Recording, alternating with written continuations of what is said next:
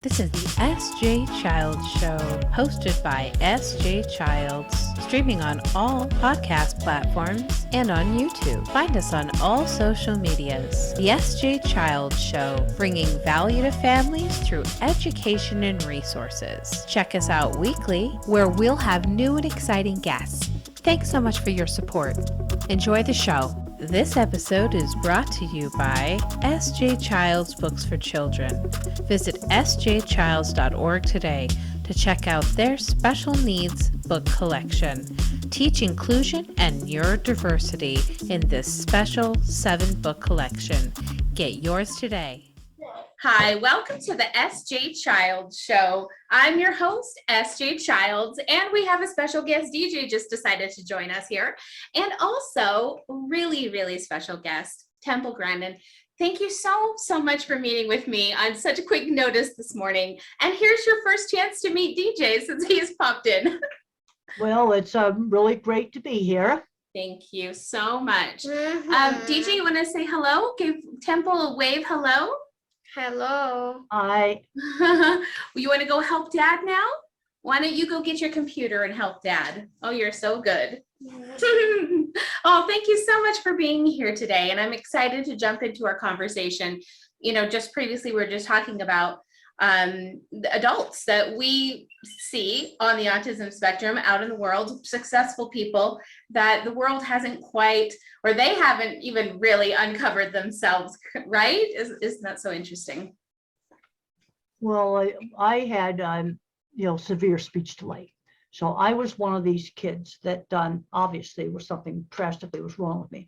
Now I understand with your daughter that it got diagnosed a little later on, age 9, because she was getting bullied and teased at school. And fortunately for me, I didn't get bullied and teased in elementary school because my excellent 3rd grade teacher explained to the other kids that I had a disability that wasn't visible, like crutches or a wheelchair, and that they needed to be helping me. And I've since found out that's called peer-mediated intervention. And I've got a paper online you might want to look at. It's called How Horses Help the Teenager with Autism Make Friends and Learn How to Work. I love that. And I can't emphasize enough, friends through shared interests. Like, okay, what kind of things does your daughter like to do? Dinosaurs. She really likes, she has some good friends that she interacts with, and now we do online school, so not so much, she's not struggling with that. I think what the thing that we recognized with her kind of being overlooked was that she had dyslexia early on, and the teachers were said, oh, she's so kind, she's so sweet, she's smart, that's just, we don't see how that could be possible. And yeah, as you well know. When I was 8, I didn't know how to read. Yeah. And I was one of the kids that learned with phonics. And my mother just taught me, first of all, get a book the kid's going to actually want to read. That's the first step. And mother would read out loud a page, and then she'd have me sound out a few words. And I look at some of this complicated stuff they've got online for phonics, and I go, this is gobbledygook. Yeah. All mother did was pin the alphabet on the wall and have me learn the sounds. Now, I already knew my alphabet song. That's already got most of the long sounds already in it. And it wasn't that hard. But I want to warn you, some kids are a whole word learner. They're going to learn better with whole word and not with phonics. Yeah, definitely. What kind of kid they are. And that's what kind DJ was diagnosed at 16 months old, so very early. And he was reading at 1-year-old. So when he was 12 months old and already reading things on the screen and interacting, I, was so excited. But then when 16 months rolled around and his pediatrician said, well, he should be doing these other things. Like, yes, reading is great, but that's not what we're looking at for developmental skills. And well, so, I think you still let them do reading, but we have to work on other things. Yeah. Like using utensils. Exactly. I'm seeing a lot of kids, they get a label and it's actually kind of holding them back in some ways. Yeah. That's why I did this book with Deborah Moore on navigating autism. And Deborah Moore came up with this saying, label locking, where people get so locked into the label, they don't see the whole kid.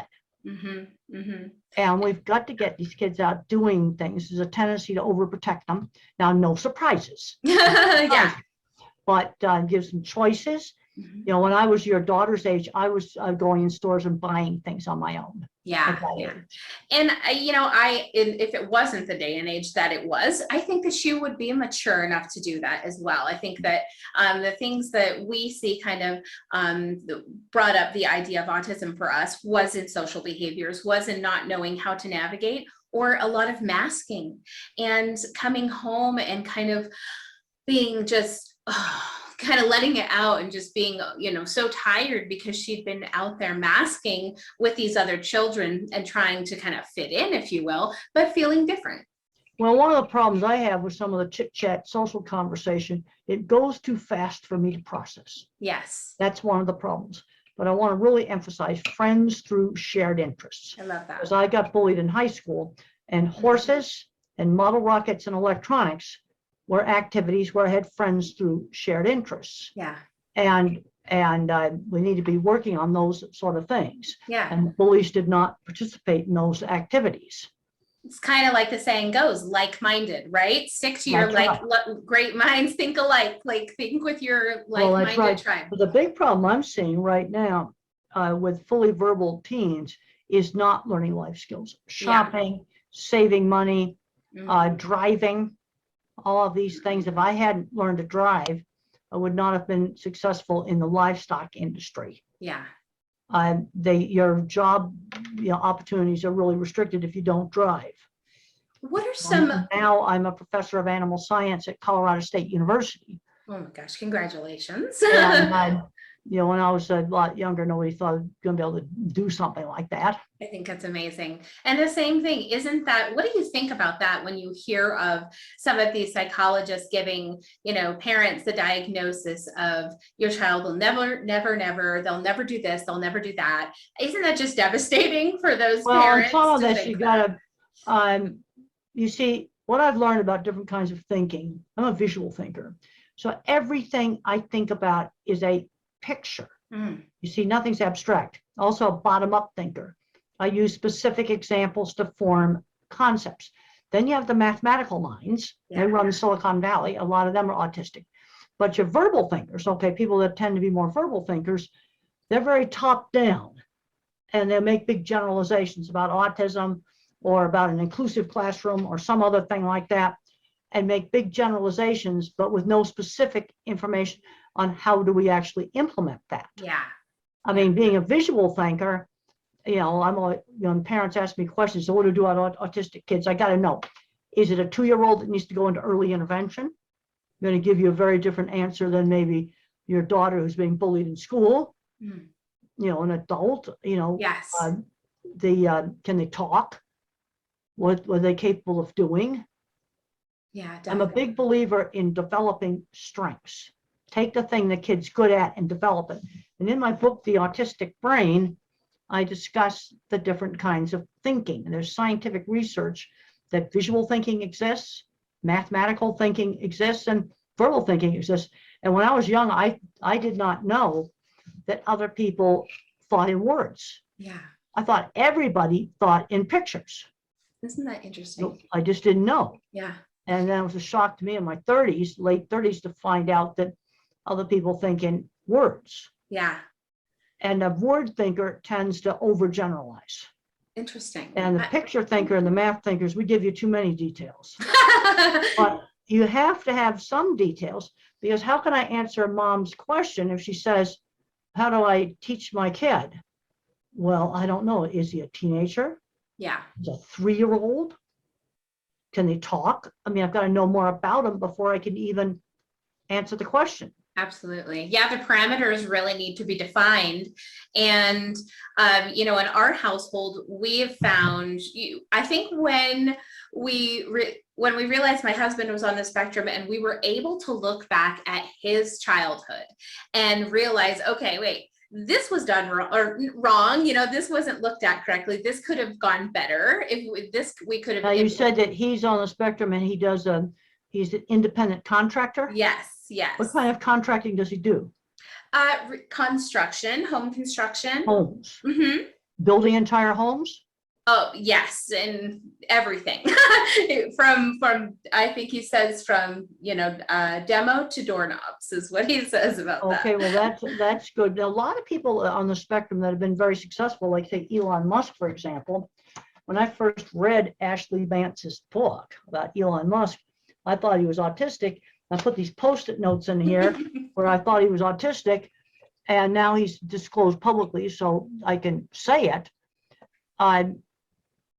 But that he has his own business. I have my livestock handling stuff was all my own business.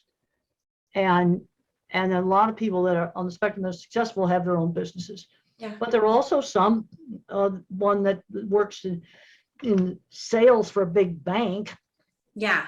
and sells specialized banking products, or somebody else is in an office supply store and they like him because he knows every product in the storeroom number and the name of the product and what it does. Isn't that the truth? No, there's so many skill sets, and I love that you say to focus on the strengths. I say that to my parents that I, coach and look after too, is focus on their strengths. When they come up with struggles, what can you do in their strength set to help with the struggle? And we try to do that in our home a lot too. We really kind of let our kids take the wheel and show us the way that works for them. Just like you said, with learning your child's thinking pattern, learning what their learning style is, that's kind of the key to helping them. Well, the other thing I get very concerned about is, the kids just not learning basic skills, shopping, things like this, things that I was doing when I was 7 and 8 years old. Really, really big problem. The other big problem right now is video game addictions. Yeah, that's and we've got to control it. They are not having good outcomes. They're not becoming video game designers or programmers. Right. And we've got to control that. Now, I know that some of these kids get social interactions through some of these games where they can talk. So you don't want to totally ban that, but it needs to be limited because the outcomes are not good. They're ending up on a disability check when maybe they ought to have their own business or go on and get a job and have a life. Yeah, absolutely. What do you think kind of accommodations, maybe as an adult with autism going into the workplace, do you think that you should go in and say, I have autism, these are the kind of accommodations that I'd like to have? I think it depends upon the situation. When I'm working independently, I would go into a meat plant, design a facility, start up, get out of there, and avoid a lot of the office politics. I never disclosed. But I did, when I look back on project meetings, I would disclose certain needs I had, like I like homework. I need to know exactly what the boundaries of this job is. My design responsibility stops at this point on the rail. I need to know what land I can use that's on the site. Very specific, parameters of the job. Also, any task that involves a sequence, I need to make myself a checklist of the steps to do something. I remember in the 70s, I was working Farm Magazine. We got this thing called a photo comp set machine. It was like a very, very crude early word processor the size of a desk. and I was learning how to operate that. And I had to make myself a checklist because I do not remember verbal sequence. I have to have a checklist. There are some individuals where certain lights will flicker and that will drive them just crazy, and that has to be fixed. Then you get their desk over by the window, might fix that. Some people might need, some breaks, sensory breaks.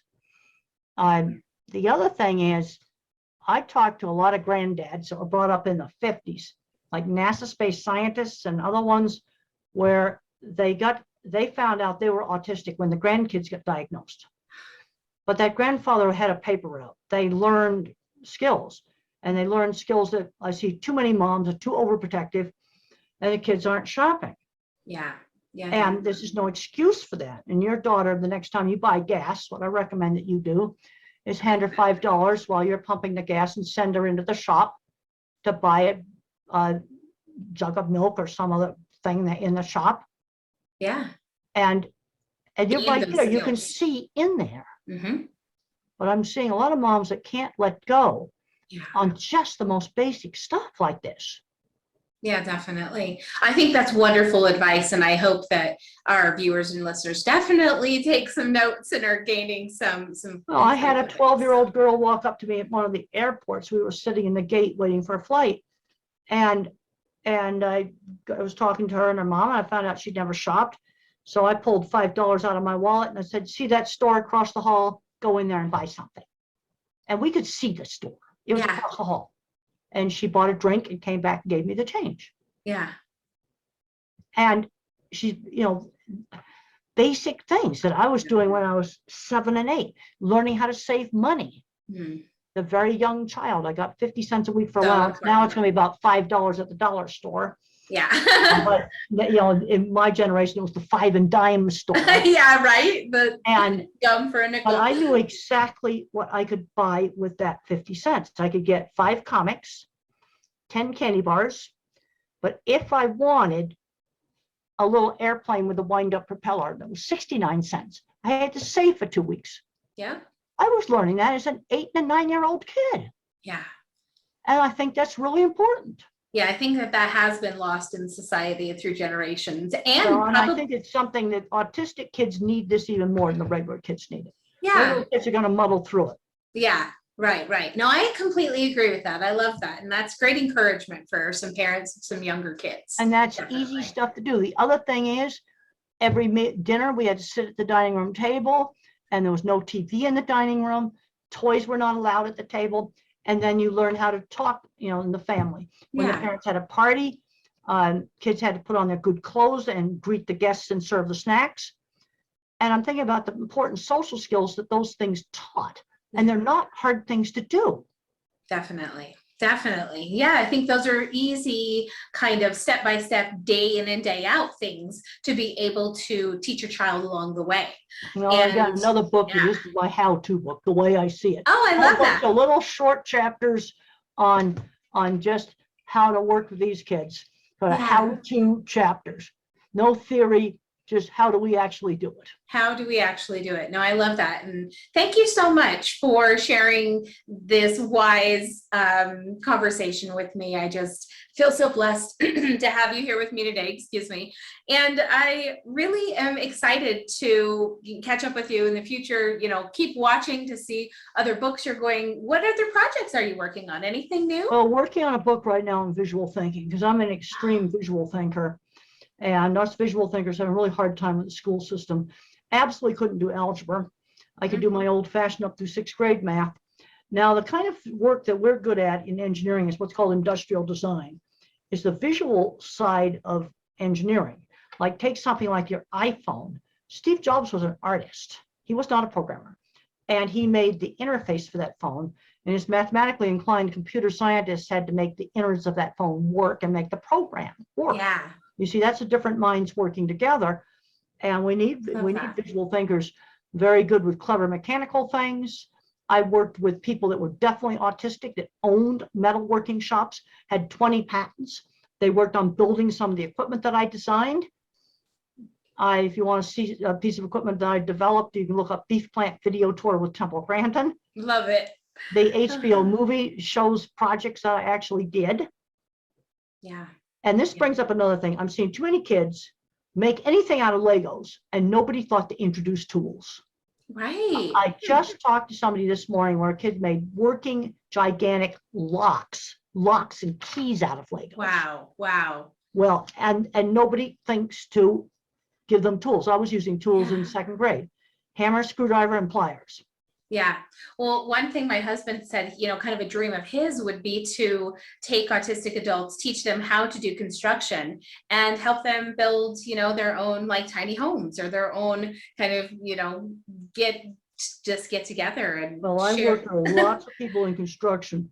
Yeah. Autistic, dyslexic, or ADHD. And I think one of the worst things the schools have done is taking out welding, woodworking, auto shop. But then with the younger kids, I had art, musical instruments, sewing, theater, wood shop.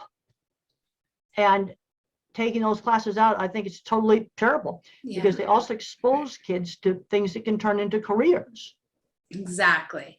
Exactly. No, I think that's amazing. Is there, of course, I have your website up there and everything, but is there a special website or anything where you'd like to send people? TempleGrandin.com, that's my autism website. And Grandin.com, my last name, that's my livestock website. Okay. And we need to be, as I go back and forth between the autism world and the world of industry, Yeah. we're actually losing skills. The people I worked with, they're all retiring, and nobody's taking their place, because the kids that should be taking their place are playing video games in the basement instead of getting out there and doing things. Yeah. Let's get these kids doing things. Got 2 more books. Exactly. Yeah, please. Promoter. I got I love it. outdoor scientist. This is all stuff that I did in the 50s. Out, doing science projects outside. Yes. Calling all lines. That was all my little aviation projects. I would spend hours tinkering with a little bird kite to get it to work. Nice. And kids are, hands-on things, I think, make kids more accepting of mistakes. Yeah. Because I had to tinker and tinker and tinker to get the kite to work. Yeah. And, I loved electronics. Someone might say, well, you're just really old-fashioned. But what's going on now is not good. And the kids that had no speech delay in my generation, they got employed. Yeah. Where you had problems was relationships. And for a lot of adults diagnosed later in life, the diagnosis is a relief, because it answers some of their relationship issues. But on the employment front, you've actually gotten worse. Yeah. I mean, I went back to all the projects I worked on, and I wrote down, okay, this metalworking shop and this metalworking shop, and I've got to be vague about it because they're not disclosed. Yeah. So I can't go into detail about what they did and when we did it. But yeah. I worked with all kinds of people that were on the spectrum that had successful businesses and multiple patents. Yeah, definitely. See, this is what makes me get really upset. So I go back and forth between the worlds, and I'm seeing the algebra requirement blocking a lot of the visual thinking students. Yeah. And it's silly, isn't it? I got out of it, and it was pure luck. I got out of it. Pure luck. I got into college on probation, still hadn't passed algebra, and thank goodness the 2-semester college math course wasn't algebra in '67. It was matrices, probability, and statistics. And then to get my advanced degrees, I had to take statistics. Let me tell you, tutor, and more tutoring. There you go. And I got through it with a C as in Charlie. That's great. You got through it. I got lots of other good grades to counteract that. Yeah, that's wonderful. What do you think about, in pushing our kids to go to college too? I mean, I think that that's probably something that, like you said, these protective moms, they would, I don't know, that's kind of a lot of a pressure for my kid to handle, things like that. I mean, what do you think about pushing the kids, to just do their best? I can tell you where I don't want the kid. Playing video games in the basement, addicted to drugs. Yes. Or getting in trouble with the law.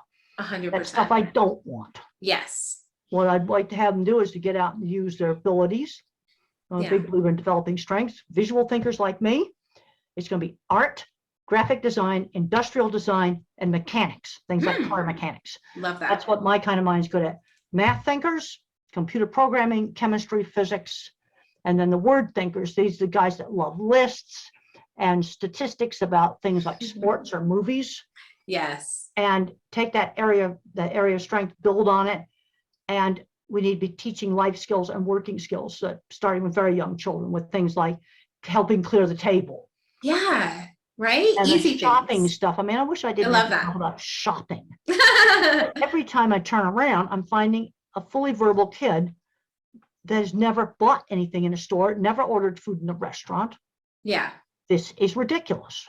Definitely. No, in fact, now that you've said that, I do remember letting her go to the counter by herself and buying things and getting the change. Well, you need to, she needs to be doing that. Like next time you go to a gas station. Definitely. And you can pick out one where you can even pick out the pump. I'm now thinking of the gas stations where I go, which pump I'd go at, so I could see into the shop. Sure. While I was putting the gas in the car, and give her some money and have her run in the shop and get something. It's perfect. It's and so you're right easy. There. Yeah. You're right there. And you start with those baby steps and things like learning to drive. Learning to drive is going to take a whole lot longer. Yeah. Because definitely. of the multitasking issue. I did 200 miles on dirt roads.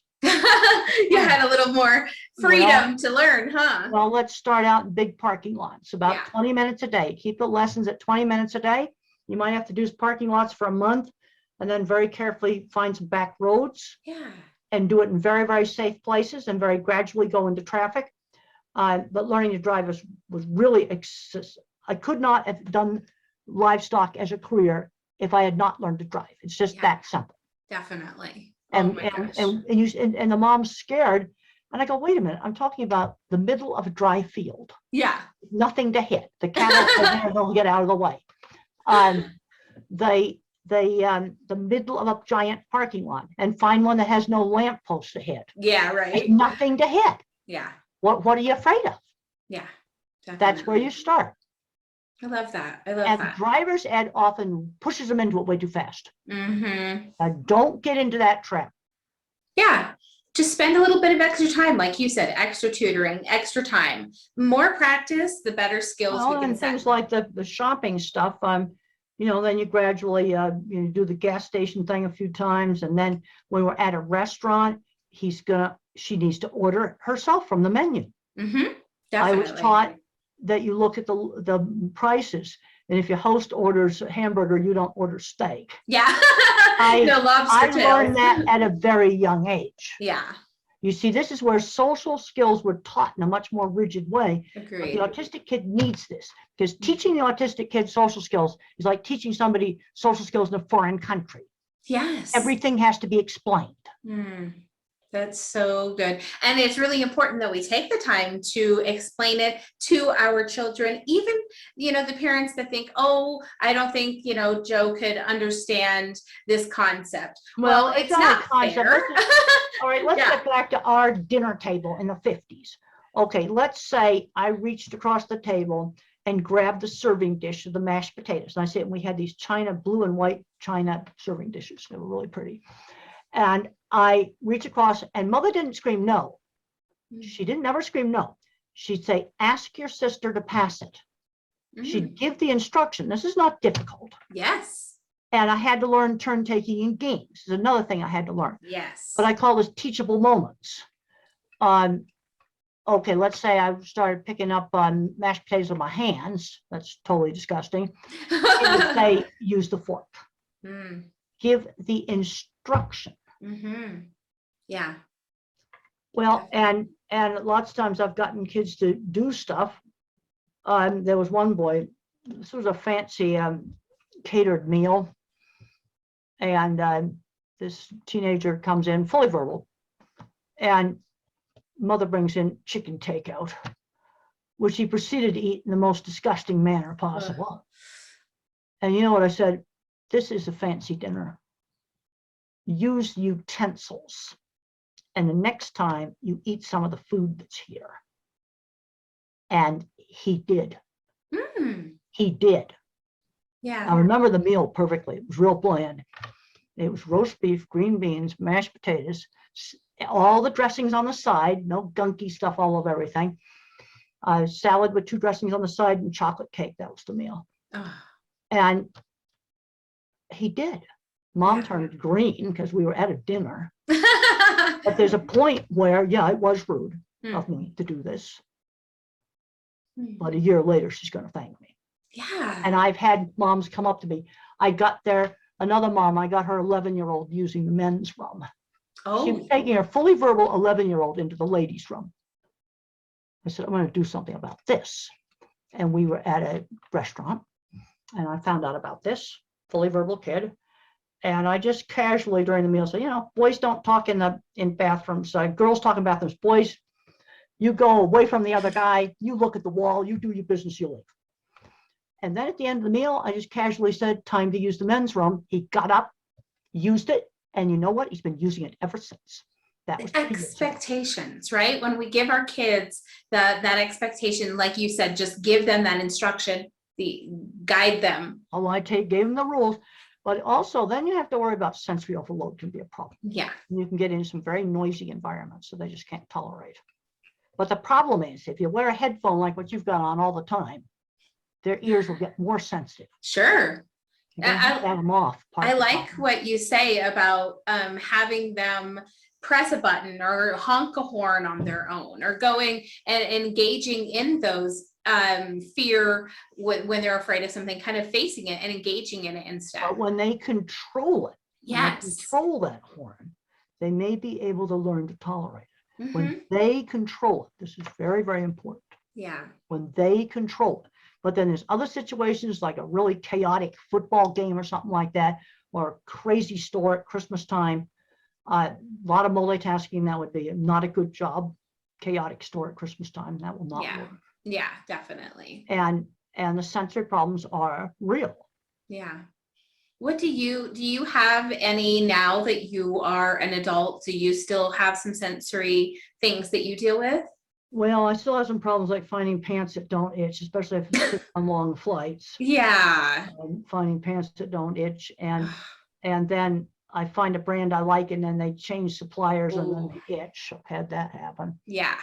I hate that. I hate that too. And the noise sensitivity, I do flinch more than most people do, but I can Yeah. tolerate it now. When I was a little girl in the early 70s, my garbage truck would come around that neighborhood, and I would run into my room and cover my head with my pillow. And I have what's called microtia, outer ear microtia. I have little teeny tiny ears. And so, I didn't know that wasn't a sensory issue until I was an adult, and then thought, oh my gosh, okay, wait, I'm learning more about the sensory issue. That sounds a lot like when I was little. I had to run away from the trash man, from the garbage truck coming down the road. Yeah, So interesting. and then finally get older, you get more used to it. Yeah. But if a kid wears headphones all the time for noise sensitivity, the ear will get more sensitive and worse. So what you want to do is have them off most of the time, but give them control. You can have them with you. You can have them with you all the time. Yeah. Try not to wear them. And then there's a few horrible places, like this particular garbage truck. Then you put them on for that. Yeah, and then when the garbage truck is gone, you take them off. Yeah, that's really great advice. I just love that.